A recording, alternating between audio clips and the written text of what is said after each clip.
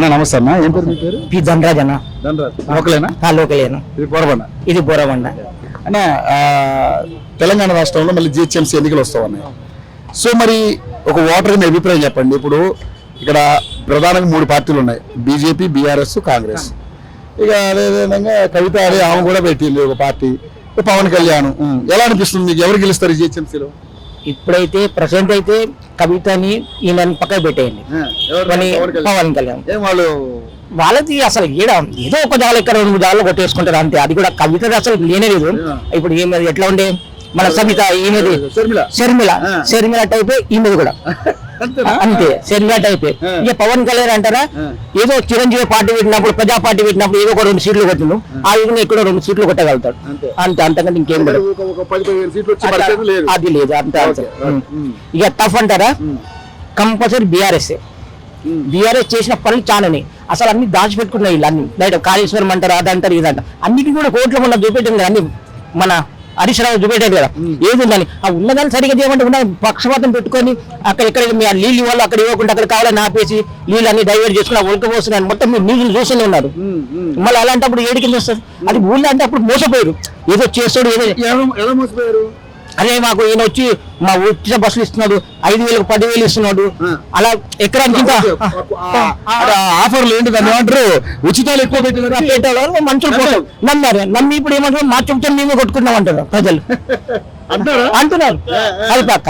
మళ్ళీ ఇంకోటి గ్యాస్ అన్నారు 500 పెట్టి మళ్ళీ మన 50 రూపాయలు ఇంటికి పెంచాడు. మళ్ళీ ఈ మంత్లో మళ్ళీ 50 రూపాయలు ఇంటికి పెంచాడు. ఇప్పుడు 500 వస్తుంది, 500 అసలు వస్తలేదు. ఇప్పుడు 1000 రూపాయలు 996 రూపాయలు తీసుకుంటున్నాడు ఈ రోజు ఈ మంత్ లో.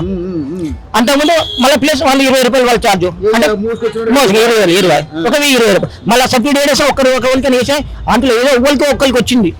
అంటే కాదు 10% కూడా రాలేదు, 5%. అది కూడా ఇవ్వలో వాళ్ళకి తెలిసిన వాళ్ళు ఏదో ఉంటే. అంతేకాని వీరే వెళ్తే వాళ్ళకి ఒకరికి 99% రాలేదు. మళ్ళీ 50 రూపాయలు పెంచారు. మళ్ళీ ఎందుకు పెంచండి 50 రూపాయలు? కరెంట్ ఎవరికి వస్తుంది, ఎవరికి ఉన్నదని, ఎవరికో ఎక్కడో ఏదో పేరుకు మాత్రమే, పేరు మాత్రం. ఇప్పుడు మనం దానం చేసినప్పుడు ఏదో ఒక గుడికి వెళ్ళినప్పుడు ఒక దగ్గర 2 రూపాయలు వేసి ఇంకొన్ని 3 రూపాయలు వేసి నేను దానం చేసిన వస్తాను. ఆ విధంగా పని ఇది మొత్తం. ఇట్లా దానం చేసినట్టే కూర్చున్న వాళ్ళకి అందరికి వేసిండ్రు అంటే అది ఒక దానం అంటారు. ఇప్పుడు అన్నం భోజనం పెట్టినాం, పట్టుకొని ప్లేట్ పట్టుకొచ్చి ఒక 3 పెట్టేసినాము, నేను అన్నదానం చేసిన ఫోటో చూపెడితే అది అన్నదానమా? అన్నదానం కాదు కదా. లైన్ నిలబడే వాళ్ళందరికీ అన్నదానం అన్నం పెడితే మేము తిన్నాం, మేము తృప్తి ఉన్నాం, పలానా వ్యక్తి పెట్టిండు అని చెప్పి అన్నాను. అలాంటిది లేనే లేదు కదా. ఏదో ఉచితం ఇద్దరికి 100 మందిలో ఒకరికో ఇద్దరికో చేసి లక్షల మందిలోకి ఒక 100 మంది చేసి ఏం లేదు, అది కౌంటింగ్ వస్తుందా? మరి అప్పుడు కూడా బీఆర్ఎస్ గవర్నమెంట్ లో మరి డబుల్ బెడ్రూమ్ లో అన్నారు, మరి అప్పుడు కూడా ఎవరికి రాలేదు. వచ్చినాయి, అన్ని వచ్చినాయి. కాకపోతే ఇచ్చే టైంలో ఈ పెట్టిన నోటిఫికేషన్స్ అవన్నీ పెట్టారు, ఆగిపోయినాయి. వీళ్ళే ఆపేశారు. లేకుంటే ఇప్పుడు అన్ని వాళ్ళు చేశారు, సొంతంగా వాళ్ళు చేశారు పని. అన్ని ఇవే రిలీజ్ చేస్తున్నాడు కదా, అదే రిలీజ్ చేస్తారు. ఆయన సొంతంగా ఏం చేసిన, ఏం ప్రాజెక్ట్ చేసి అప్పులు అంటారు. అప్పులు ఉంటే ఇప్పుడు 2 సంవత్సరాల పడి ఆయన కన్నా ఎక్కువ డబ్బులు అప్పు చేసి పెట్టింది కదా, 3,47,000 కోట్లు ఆయన చెప్పిండు. మళ్ళీ వాళ్ళే స్టేట్మెంట్ వాళ్ళే ఒకళ్ళు తప్పిస్తారు, వాళ్ళే ఒకళ్ళు ఆడుకుంటారు.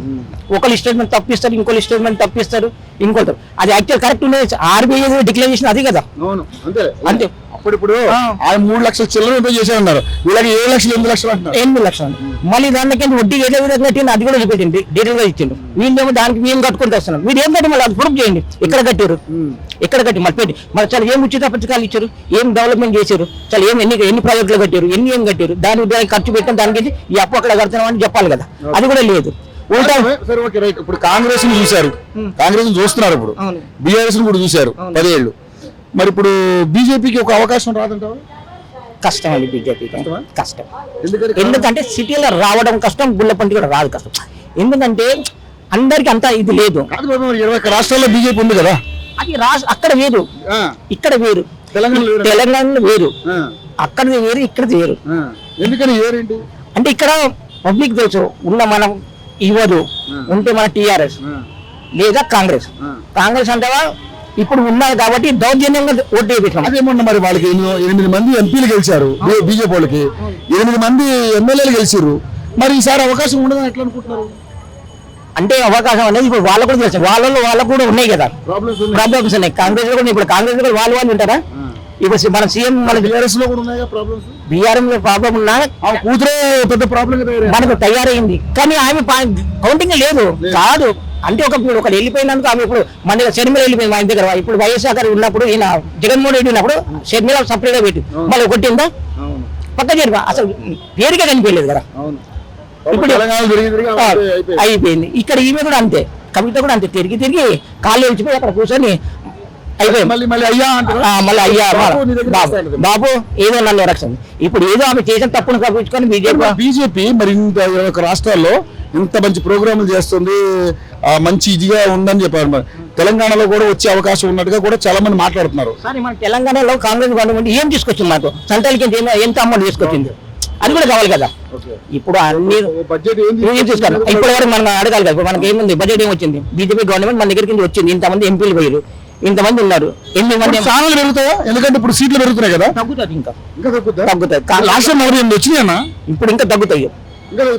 బీజేపీకి తగ్గుతాయి, కాంగ్రెస్ కష్టాలు అయితే 10-15 అంతే, 10-15 అంతకంటే ఇంకా.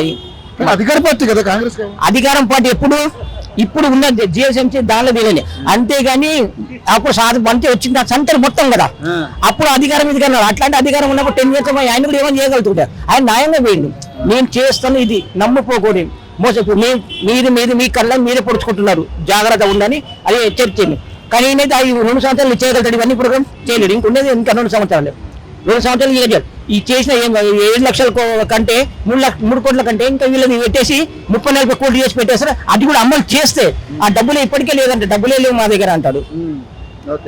మరి ఇప్పుడు ఎస్ఐఆర్ వచ్చింది, మన ఓట్లు దొంగ ఓట్లు తీసే కార్యక్రమం కూడా జరుగుతా ఉంది. సో మరి ఏంటి, దీన్ని స్వాగతిస్తారా విభేదిస్తారా?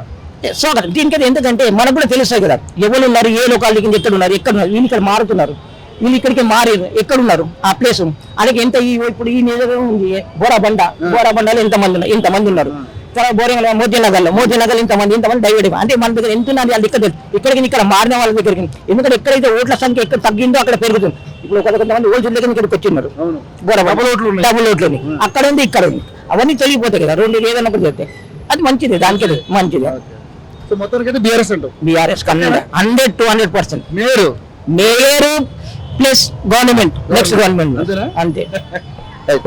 ఏం పేరు మన పేరు? ఏంలే లక్ష్మి. ఇక్కడ లోకల్ ఉంటారు మీరు? మేము ఇక్కడనే ఉన్నాం, ఫస్ట్ 20 సంవత్సరాల నుంచి ఇక్కడనే ఉన్నాం. మాకు కేసీఆర్ సార్ నాకు డబుల్ బెడ్రూమ్ ఇచ్చిండు. మా పెద్ద అబ్బాయికి పెళ్లి అయింది, అలా 2 అప్లికేషన్ వచ్చింది, 2 అప్లికేషన్ వచ్చేసింది. ఒక రేవంత్ రెడ్డి వచ్చి కొట్టేసిండు. ఇద్దరికి వచ్చిందా? ఇద్దరికి వచ్చింది. మరి ఆయన మ్యారేజ్ అయింది కదా. ఒక మ్యారేజ్ అయిపోయి సపరేట్ అయిపోయాడు కాబట్టి ఆయన ఉండాలి. ఇప్పుడు మా ఇంట్లో మేము ఇచ్చిందే చిన్న రూములు, ఆ ఇంట్లో మాకు బాచిపల్లిలు ఇచ్చిండు. మళ్ళీ ఎలక్షన్స్ వస్తున్నాయి కదా, కేసీఆర్ రావాలి పక్కా. ఆయన దేవుడు మాకు నీడ. మేము ఎండలు నడుస్తాం, పొద్దున 7 గంటలకు పోయి 4 గంటలకు 3 గంటలకు వచ్చేటోళ్ళం. మేము 6:30కు పోయి నేను డ్యూటీకి 4 గంటలకు వచ్చేటాను, తిండి తినకోకుండా తెలుసా. అలాంటి వాడిని మాకు అన్నం పెట్టిండు, అరిచేట్లా కారం పెడితే 6 నెలలు గుర్తుంటాడు అంటారు. ఆయన మంచోడు, దేవుడు. మేము ఓట్లే రేవంత్ రెడ్డి గారు వీడికి వచ్చి 3,000 పింఛన్ చేస్తా, 4,000 పింఛన్ చేస్తా. వాళ్ళు లేడీస్ మొగోడు మా ఆయన లేడు, మా ఆయన పిచ్చెక్కి వెళ్ళిపోయాడు. పిల్లలు గింతున్నప్పుడు మందు తాగి వెళ్ళిపోయిండు. పింఛన్ చేస్తా, అది చేస్తా, ఇది చేస్తా, అక్కడ వట్టి పడి బాడుకో. నాకు పింఛన్ లేదు, ఏం లేదు, ఏం చేయండి. పింఛన్ ఏం లేదు, 2000 కూడా రావట్లేదు, ఏది లేదు, ఏది లేదు. అదే అంటున్నా, ఏది లేదని చెప్తున్నా కదా నేను. నా కొడుకుది ఆ డబుల్ బెడ్రూమ్ వచ్చిందంటే ఫింగర్ ప్రింట్స్ బియ్యం కట్ అయితే అంటే ఫింగర్ ప్రింట్స్ చేసిండు. వాళ్ళు చూసి నా కొడుకు నెంబర్ కట్ చేసిండు. మరి వాళ్ళు పిల్లమ్మలు ఎట్లుంటారు? ఇప్పుడు ఒక ఆడపిల్ల ఉంది, ఒక ఆడపిల్ల అంటే ఇంటికి పోతుంది, 2 మగ పిల్లలు ఉన్నారు. మరి ఆడవాళ్ళు ఇద్దరిని ఇప్పుడు ఆ ఇల్లు పెద్దోళ్ళకి ఇచ్చేస్తా, మరి చిన్నోడు ఉండాలా, నేనోడు ఉండాలా? రేవంత్ రెడ్డి గారు ఎందుకు వచ్చిండు అసలు? ఎందుకు వచ్చిండాడు? అంటే మీరే రప్పించారా ఇన్ని? నేను రప్పియలేదు, నేను అస్సలు ఇది వరకు పుట్టింటి నా కోట వచ్చిన కాంతి మేము కేసీఆర్ సార్కే కార్కే గుర్తింపు వేసినాం కానీ రేవంత్ రెడ్డి గారికి వేయలేనికి. సరే మరి ఇప్పుడు మళ్ళీ ఎలక్షన్స్ వస్తున్నాయి కదా, మరి జిహెచ్ఎంసీ అదే లోకల్ కేసీఆర్ సార్ కేసాం సార్, మాకైతే మా కేసీఆర్ కావాలి. నాకు మరి బీజేపీ వాళ్ళు కూడా ఉన్నారు కదా, బీజేపీ వాళ్ళు అంటే మాకు తెలియదు వాళ్ళు, మాకు తెలియదు బీజేపీ వాళ్ళు. మాకు పువ్వు గుర్తు అంతేనే ₹1 రాలేదు, ఏ గుర్తు అంతేనే ఏం రాలేదు. మాకు కేసీఆర్ సార్ వస్తేనే మాకు ₹10 వస్తాయి. మేము 20 సంవత్సరాలు ఇక్కడ ఉన్నాం సార్, మేము కిరాయిలు కట్టి కట్టి మాకు తెలుసు ఎంత అనుభవించినా మాకు తెలుసు. చెప్తున్నా కదా మాకు తెలుసు. మా కేసీఆర్ సార్ ఇచ్చినాకు ఆయనకు నా వేసుకొని కూడా చల్లగా వస్తాను ఆయన, నా వేసుకొని కూడా చల్లగా వస్తాయి. కానీ రేవంత్ రెడ్డి గారు రావద్దాడు, మాకేం చేయలేడు. మాకు పిల్లలు డ్యూటీలు ఇస్తాను, నా పిల్లాడు 12 చదివాడు డ్యూటీ ఇస్తాను. అది జీరో బిల్లు లేదు సార్ మాకు, జీరో బిల్లు లేదు, ఏం లేదు లేదు, ఏది లేదు, ఏం లేదు. ఏం చేయాలి సార్ మా దానికి? ఏమన్నా లేదు సార్, 2500 ఇస్తాము ప్రతి మహిళకి ఇస్తాం. ఆంధ్రలో 18,000 సంవత్సరం 18,000 వస్తుందంట. మరి ఈడేం చేస్తుడు? దాన్ని తీసుకుంటుండు. మాకేమేసింది సార్? మాకేం వేయలేడు. బస్ ఒక ఫ్రీ అని అయిపోయాయి, నాకు బస్ ఒక ఫ్రీ అని అయిపోయినా. ఇక మొన్న నేను చచ్చిపోయాను బతికి నమ్ముతావా? యాక్సిడెంట్ అది డోర్ ఓపెన్ అవుతుంది చూసావా, నేను దిగినాక డోర్ వేసేసి మనిషిని 15 రోజులు చేయాలి. 15 పూట్లు పడతాయి అన్నారు కానీ మళ్ళీ అన్నం దీనికి రాదని చెప్పారు, అందుకే వేయించుకోవాలి. ఇక్కడ గడ్డలేట్ ఇక్కడ మొన్న నేను కోరుకున్నా తెలుసా. మాకు ఫ్రీ బస్ పెట్టి కూడా మాకు 5,000 అకౌంట్ చేశాను సార్, ఫ్రీ బస్ పెట్టి కూడా 5,000 వేసుకున్నాను. ఎన్ని మాట్లాడు అంత ఘోరంగా తిరుగుతాయి సార్. ఎస్ఎస్ పిల్లలు కాలేజ్ పిల్లలు కూడా చచ్చిపోతున్నారు తెలుసా. మాకు రేవంత్ రెడ్డి రావద్దు, మాకు కేసీఆర్ సార్ రావాలా. 100 సార్లు కేసీఆర్ సార్ రావాలి. మా ఇంట్లో 4 ఓట్లునే, 4 ఓట్లు కేసీఆర్ సార్కే వేస్తాం మేము, అంతే. మేము ఇదే చెప్తాం. మాకు నా కొడుకు రాకపోని నా కొడుకు పేరు మీద రాసినప్పుడు నా కొడుకు పెళ్లి కాలేదు. ఇది కూడా ఓపెన్ గా చెప్తున్నా, ఆన్లైన్ లో పెట్టిన అప్లికేషన్ అప్పుడు నా కొడుకు పెళ్లి కాలేదు. మొన్న పెళ్లి చేసుకోండు, నా కోడలి పేరు ఎక్కియలేదు ఇంకా. అయితే నా కొడుకు పేరు మీద వచ్చినాక ముద్ర వేయంగానే పేరు కొట్టే అవసరం నీకేమొచ్చిందా? రేవంత్ రెడ్డి బతకనే సావని ఉన్నోళ్ళకి ఇస్తే లేనోళ్ళకి ఇస్తాను. ఉన్నోళ్ళకి ఎక్కువ ఇచ్చిండు, లేనోళ్ళకి ఇవ్వలేదు. ఉన్నోళ్ళకే ఇచ్చిండు అన్ని డబుల్ బెడ్రూమ్ లో, లేనోళ్ళకి ఎవ్వరికి ఇవ్వలేదు. రోడ్ల మీద అడుకొచ్చుకొని బతుకుతారు అందరూ. చెప్తున్నారా?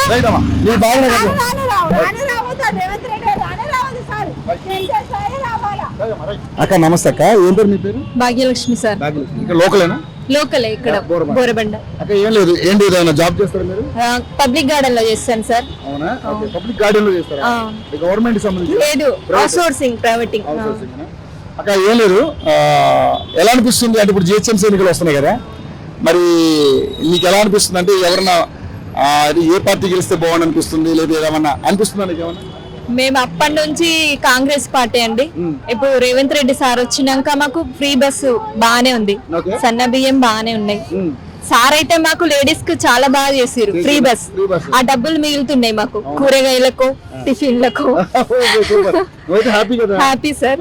కరెంట్ ఫ్రీ వస్తుందమ్మా? మాకు current free sir. Revanth Reddy sir వచ్చినాక కరెంట్ ఫ్రీ, 0.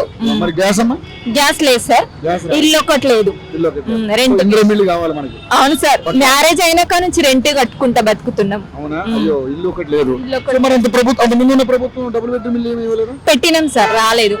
అప్లికేషన్ పెట్టినాం. ఇప్పుడు మళ్ళీ ఇందిరమ్మది కూడా 2 సార్లు అప్లికేషన్ పెట్టినాం. కేసీఆర్ సార్ ఉన్నప్పుడు పెట్టినాం.